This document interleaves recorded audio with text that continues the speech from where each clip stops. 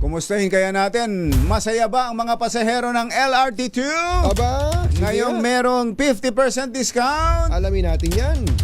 RH52 Edniel Parosa. Kami na Niel!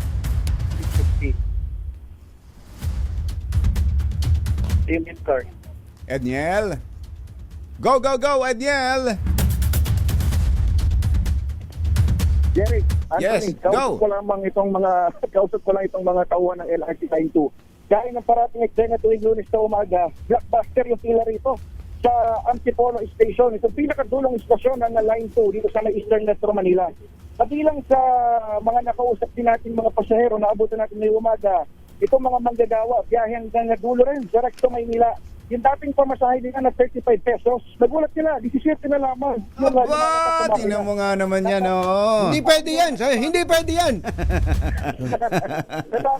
Natakot pa ka, Jerry Kathleen. Bakit? Hindi sila makababa doon sa next station. Oo. Kasi baka raw may error. Baka raw may error yung machine. nagulat. Nakakagawa Ano? naman Meron. problema. Oo, malamang kapag stored value, ganyan din eh. Kapag kulang na, hindi ka rin makakalabas dun sa dulong istasyon. Oo. Pero kasi, ang nangyari dito sa sistema ginawa ng LRT Authority, yung 50% discount na effective na sa lahat ng sektor o mananakay, bigit ng krisis sa produktong petrolyo, automatic din ikinakalkas doon sa mga makina. Yung Ayun. automated ticketing machine ng LRT2, matik nakakaltas yung pamasahe, depende sa isang bababaan. Oo. Kasi yung proseso, sapagkat wala nang hinihinging requirement o dagdag na options na Si pipindutin, J. Ruiz, oh. user-friendly sa lahat ng klase ng pasahero. Sa ticketing booth, ganun din. Yung student o yung student at senior na hinihinga ng ID, halimbawa, wala na rin ganun. Lahat ng pipila, ibibigyan automatically ng 50% discounted na ticket. Malaking bagay ito dahil hindi lamang ito discount sa bulsa, discount din ito sa oras. Kunyinit, Jerry, batay sa ating panuri, sapagkat tayo commuter din, nararamdaman hanggang doon sa bilis ng biyahe, wala nang extra layer ang dadaanan itong mga sumasakay. Pakinggan natin sila. Malaking kalawagan para sa akin. Oo. Medyo magaan po sa kaluwag. Saan mo dadalhin yung tipid sa budget? Pangdagdag po ng sa mga budget sa araw-araw na. Laking bagay yan, Edniel. Sobrang laking bagay nun yung mababawasan ka ng 50% sa iyong budget sa transportation, ano? Tama.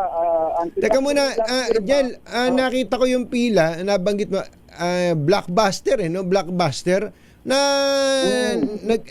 napag-aralan ba na kaya dumadami o mas humaba pa ang tumatangkilik ngayon sa LRT at sa MRT siguro for that matter dahil mas mataas doon sa nasa baba sa bus at saka sa jeep?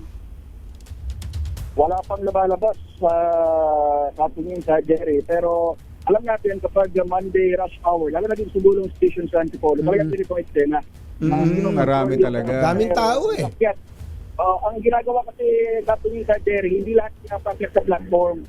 May limit sila, tapos the rest ay ina-announce through megaphone o stickers na may control na ginagawa doon sa platform, kaya nakapila sa labas. Pero considering na marami doon sa ating mga nakausap, ay nagugulat pa nga at ngayon pa lamang din na-realize na 50% nga pala ang diskwento sa LRT. Baka basta magsapa rito yung ating mga mananakay. Yan. Surprise yan. Marami yan nasusurprise. Ano? Oo. Dito, tinignan ko yung Marcos Highway. Actually, pinasadahan din natin kanina.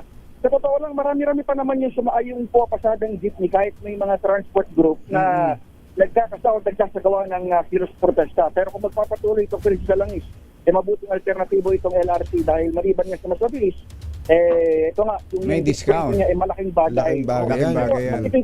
Banggitin ko lang, katingin ka, Jerry, ang place dito, yung mga estudyante at mga senior citizen na may 20% discount, wala na silang ganun. Yung automatic na mababawas sa kanila Dahil 50% na lahat. Oo. Oo, 50% na lahat. Okay na yun. Pwede na yun. Para hindi na pahirapan pa eh. Magulo pa yun eh. Ibig sabihin, yung kanilang, kasi kung maalala nyo, last year lang, nag-launch din ang DOTR ng discount para sa students na 50% din. May separate silang bit card. At is yun. Ngayon din sa mga may Senior, hawak ng bit card, PWD, na kapag na regular mananakay, kapag tayo nag-punch na yung bit card, automatic yung 50% lamang ang mababawas doon sa iyong Magaling din yung ginawa nila na yun dahil automatic na, nasa system. Nasa system na. Galing. Ganun Very talaga. good, very good. Palakpakan. Thank you, Daniel. Tama. Yun din ang ating napuno kasi kapag may mga special escort na pinatutupad ang DOTR, halimbawa, may special lanes na for senior, for student, or for a specific sector. Pero ngayon, lahat na, even yung machine, kaya nagugulat yung mga kababayan natin na pumipindot dito, bakit ay lumalabas kalahati lang sa show. Yan ang sitwasyon dito sa lungsod ng Antipolo. Lako pa rin ang Light Rail Transit Line 2. Ako, si Adniel Parrosa, Alicia Rage. Una sa Pilipinas. Una sa Pilipinas. 7